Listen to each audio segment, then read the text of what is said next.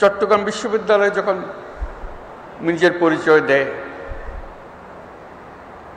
হয়তো বলে যে আমাদের বিশ্ববিদ্যালয় থেকে আমরা নোবেল পুরস্কার পেয়েছি, গৌরব করে।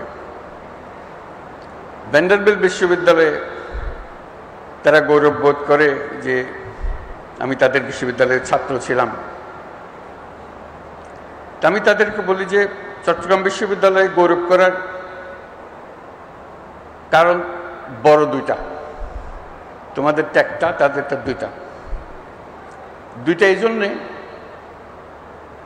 এই পুরো কর্মসূচি যার জন্য নোবেল পুরস্কার, তার সমস্ত গোড়াপত্তন হয়েছে এই বিশ্ববিদ্যালয়ে, এই বিশ্ববিদ্যালয়ের সাহচর্যে। এবং সেজন্য এই বিশ্ববিদ্যালয় গৌরববোধ করতে পারে যে আমি শুধু এখানে শিক্ষক ছিলাম না, ছাত্রও ছিলাম এই বিশ্ববিদ্যালয়ের পাশের গ্রামের। সেই হিসেবে সে একটা বলতে পারে যে আমাদের বিশ্ববিদ্যালয় থেকে একটা নোবেল পুরস্কার পেয়েছে।